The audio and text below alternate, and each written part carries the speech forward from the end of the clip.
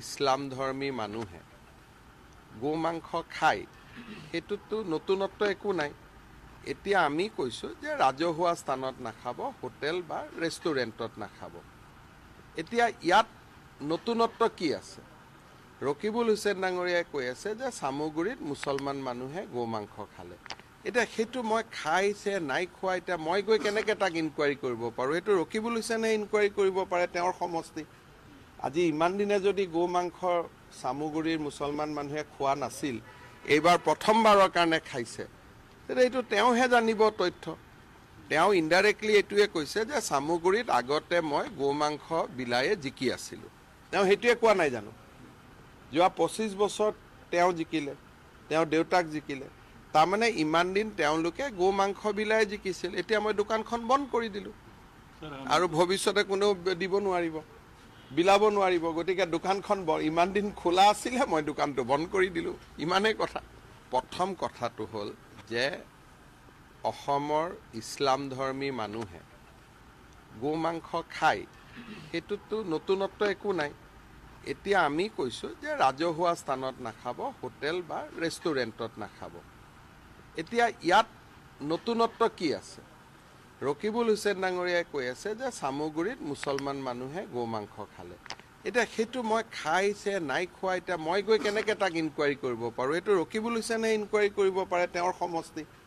আজি ইমান দিনে যদি গো মাংস চামগুৰিৰ মুছলমান মানুহে খোৱা নাছিল, এইবাৰ প্ৰথমবাৰৰ কাৰণে খাইছে, তেতিয়া এইটো তেওঁহে জানিব তথ্য। তেওঁ ইনডাইৰেক্টলি এইটোৱে কৈছে যে চামগুৰিত আগতে মই গো মাংস বিলায়ে জিকি আছিলোঁ। তেওঁ সেইটোৱে কোৱা নাই জানো? যোৱা 25 বছৰত তেওঁ জিকিলে, তেওঁ দেউতাক জিকিলে। তাৰমানে ইমান দিন তেওঁলোকে গো মাংস বিলায়ে জিকিছিল। এতিয়া মই দোকানখন বন্ধ কৰি দিলোঁ আৰু ভৱিষ্যতে কোনেও দিব নোৱাৰিব, বিলাব নোৱাৰিব। গতিকে দোকানখন ইমান দিন খোলা আছিলে, মই দোকানটো বন্ধ কৰি দিলোঁ, ইমানেই কথা।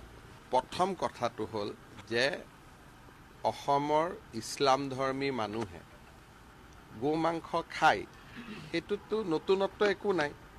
এতিয়া আমি কৈছোঁ যে ৰাজহুৱা স্থানত নাখাব, হোটেল বা ৰেষ্টুৰেণ্টত নাখাব। এতিয়া ইয়াত নতুনত্ব কি আছে? ৰকিবুল হুছেইন ডাঙৰীয়াই কৈ আছে যে চামগুৰিত মুছলমান মানুহে গো মাংস খালে। এতিয়া সেইটো মই খাইছে নাই খোৱা, এতিয়া মই গৈ কেনেকৈ তাক ইনকুৱাৰী কৰিব পাৰোঁ? সেইটো ৰকিবুল হুছেইনে ইনকুৱাৰী কৰিব পাৰে, তেওঁৰ সমষ্টি। আজি ইমান দিনে যদি গো মাংস চামগুৰিৰ মুছলমান মানুহে খোৱা নাছিল, এইবাৰ প্ৰথমবাৰৰ কাৰণে খাইছে, তেতিয়া এইটো তেওঁহে জানিব তথ্য। তেওঁ ইনডাইৰেক্টলি এইটোৱে কৈছে যে চামগুৰিত আগতে মই গো মাংস বিলায়ে জিকি আছিলোঁ। তেওঁ সেইটোৱে কোৱা নাই জানো? যোৱা 25 বছৰত তেওঁ জিকিলে, তেওঁ দেউতাক জিকিলে। তাৰমানে ইমান দিন তেওঁলোকে গো মাংস বিলায়ে জিকিছিল। এতিয়া মই দোকানখন বন্ধ কৰি দিলোঁ আৰু ভৱিষ্যতে কোনেও দিব নোৱাৰিব, বিলাব নোৱাৰিব। গতিকে দোকানখন ইমান দিন খোলা আছিলে, মই দোকানটো বন্ধ কৰি দিলোঁ, ইমানেই কথা। 1 घंटे का टाइम देता हूं तुझे। कितने आदमी चाहिए? 25 लोग तो चाहिए होंगे सर। 25? 15 भी काफी है सर। 100 आदमी लेके जाओ, 100 आदमी। बोल। साला बुढ़ा, पकड़ो उसको और गोली मारो उसके भेजे में। Okay sir. 10 बजे वो बुढ़ा टीवी पे नहीं आएगा, हम आएंगे विद द डेड बॉडीज। जैसा कि हम देख सकते हैं, माधव नायक लगभग 100 कमांडोज को जेल के अंदर भेज रहे हैं।